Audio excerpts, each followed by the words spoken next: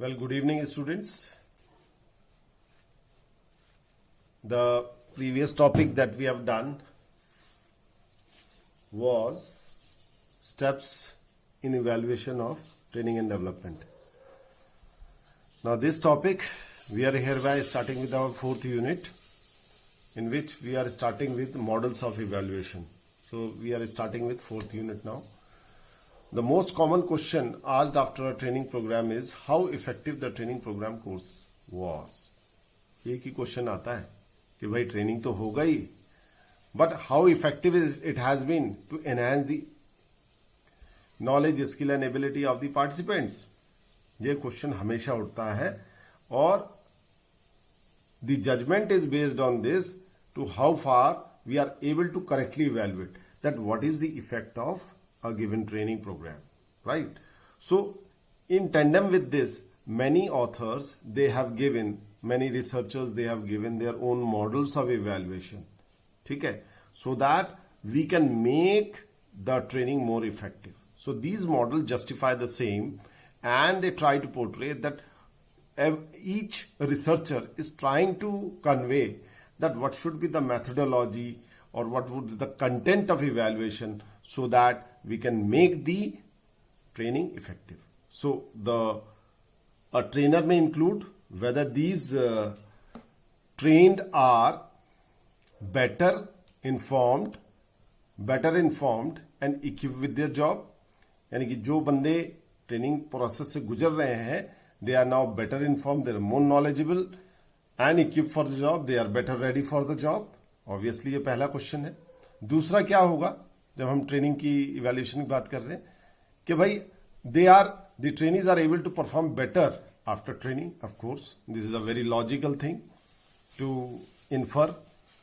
Third is are able to utilize the training for improving their performance. Actually the third one says कि किस हद तक उनकी performance पे असर पड़ा है इस ट्रेनिंग का. ये कुछ बेसिक सवाल हैं जो किसी भी ट्रेनिंग प्रोग्राम से रिलेटेड हो सकते हैं. तो ट्रेनर के पॉइंट ऑफ व्यू से ये तीन चीजें बहुत इंपॉर्टेंट रखती है, right. Now coming next to that, in order to enable the trainer to answer this question, the evaluator should know when and what to evaluate.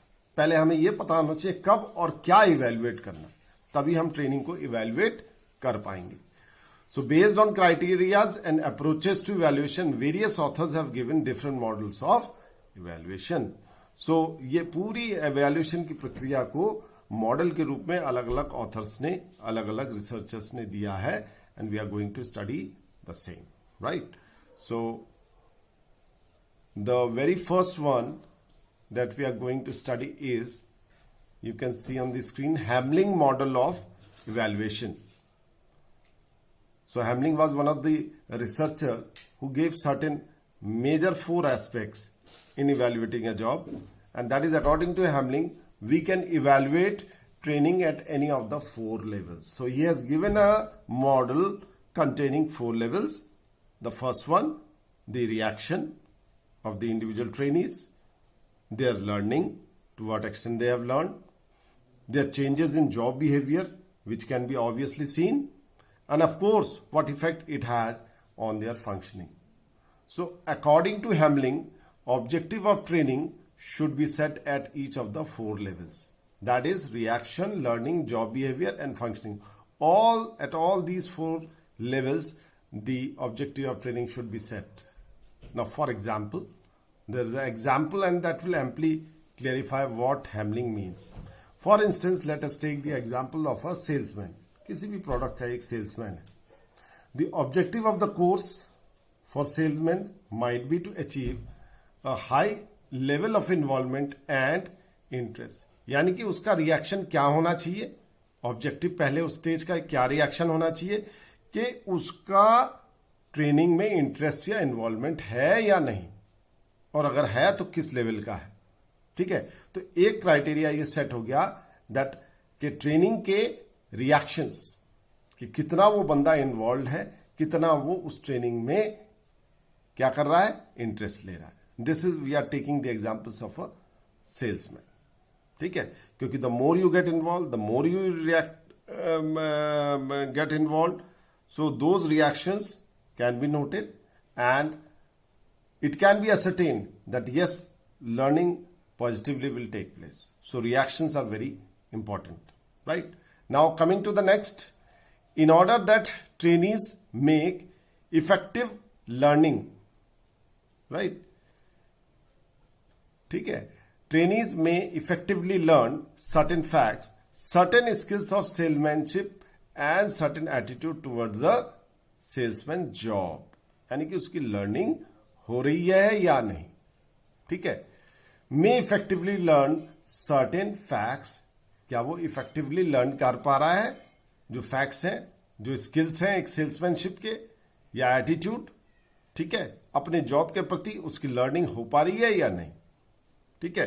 तो पहले लेवल में उसका इन्वॉल्वमेंट आ गया, दूसरे लेवल में उसका क्या आ गया कि वो कितनी इफेक्टिवली लर्न कर पा रहा है, ठीक है. और तीसरा है, in order that they may use these facts and apply the studies on the job behaviour. यानी कि अब तीसरा स्टेज क्या है कि लर्निंग तक भी हो गई, ठीक है.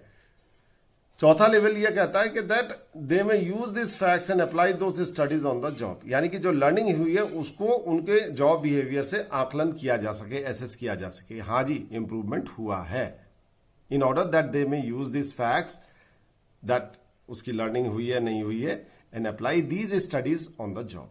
एक्चुअल जॉब में उसका वो जो बिहेवियर चेंजेस है वो अगर रिफ्लेक्ट हो रहा है, दैट मीन्स एज पर हैमलिंग चेंजेस आर टेकिंग प्लेस, ठीक है. इन ऑर्डर, चौथा क्या है, in order that the quantity of sales में increase over a specified period of time. तो यहां पे हम रिजल्ट की बात कर रहे हैं. आगे कई मॉडल में इस रिजल्ट के ऊपर भी एम्फेसिस किया गया है. फंक्शनिंग का मतलब यह है कि वो कार्यान्वित हो पा रहा है या नहीं. जो लर्निंग हुई है उसके जॉब बिहेवियर में चेंजेस हैं, और उसका जो आगामी जो सबसे लास्ट एंड है वो क्या है, द क्वालिटी ऑफ सेल्स में increase, the quantity of sales में इंक्रीज.